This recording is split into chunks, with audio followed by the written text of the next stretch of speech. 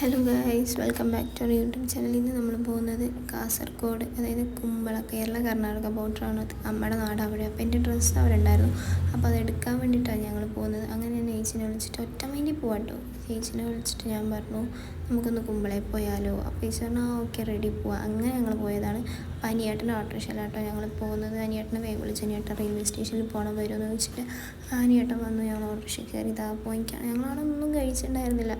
രാവിലെ ഇറങ്ങിയത് 10 മണിൻ്റെ ട്രെയിൻ 11 മണിക്കാണ്. വെരിസ്മൈ ട്രെയിനിൽ നോക്കിയപ്പോൾ അങ്ങനെ നമ്മൾ ഓരോരാളെ കൊണ്ട് ഓരോന്ന് പറഞ്ഞ് അങ്ങനെയല്ല, നമ്മളോരോ ട്രാജഡിയും കാര്യങ്ങളൊക്കെ. അങ്ങനെ റെയിൽവേ സ്റ്റേഷനിൽ എത്താറാകുമ്പോൾ ട്രാഫിക് കിട്ടി. അവിടെ കുറേ നേരം നിന്നു. പിന്നെ ടിക്കറ്റ് എടുക്കുന്ന വീഡിയോ ഞങ്ങൾക്ക് എടുക്കാൻ പറ്റില്ല കേട്ടോ.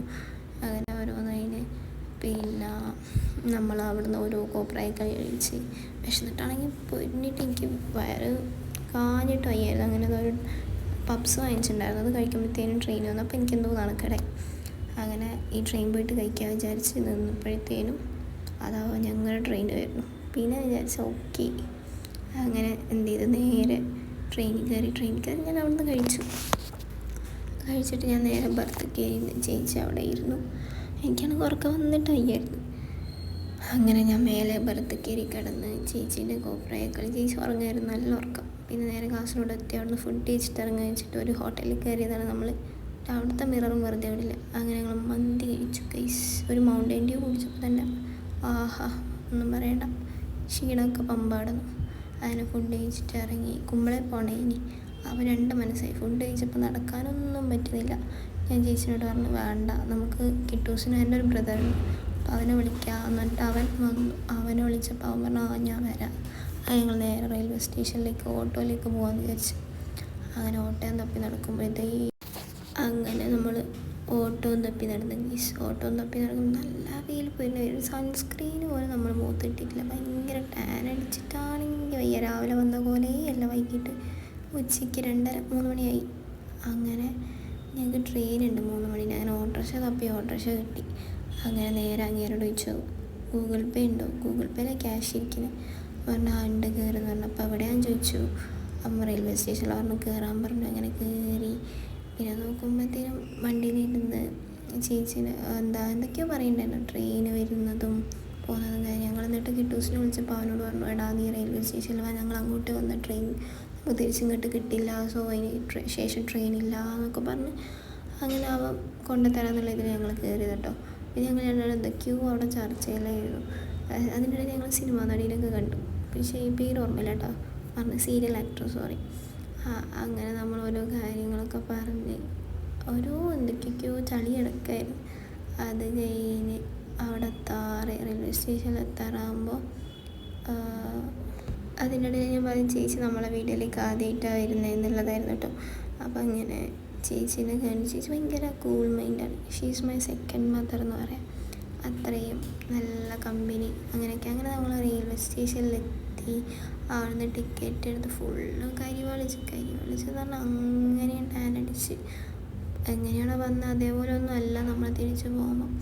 അത് നേരെ അവിടെ നിന്നൊരു കടയിൽ നിന്ന് കിറ്റ്കാറ്റ് വാങ്ങി ഗൈസ്. കിറ്റ്കാറ്റ് വാങ്ങിയത് കഴിച്ച് നേരെ ട്രെയിൻ കയറി നോക്കുമ്പോൾ ഞാൻ നേരെ മുകളിൽ, ഞങ്ങൾ റിസർവേഷനിലൊക്കെ കയറി കൺവേർട്ട് ചെയ്ത ടിക്കറ്റ്. അങ്ങനെ മുകളിൽ കയറി ഞങ്ങളുടെ എനിക്ക് ഉറക്കം വന്നിട്ട് വയ്യായിരുന്നു. സോ അങ്ങനെ മുകളിൽ കയറിയപ്പോൾ 2 ചേച്ചി നല്ല രസമുണ്ടായിരുന്നു അവരുടെ കളിയൊക്കെ കാണാൻ. ഞങ്ങൾ നേരെ താഴെ കയറിയിരുന്നു ചേച്ചീൻ്റെ സീറ്റിൽ. തലശ്ശേരി എത്താറാകുമ്പോൾ കേട്ടോ ഞാൻ ഇറങ്ങി വന്നത് താഴെ. അങ്ങനെ നമ്മുടെ നാട്ടിൽ ഇത് നമ്മളെ കൊടുവള്ളിയിലുള്ളൊരു എന്താ പറയുക ഒരു പുഴ. അങ്ങനെ ഫുള്ള് ടയേർഡായി ക്ഷീണിച്ച് പോയ പോലൊന്നുമല്ല. എൻ്റെ കണ്ണെഴുതിയതൊക്കെ മാച്ചു.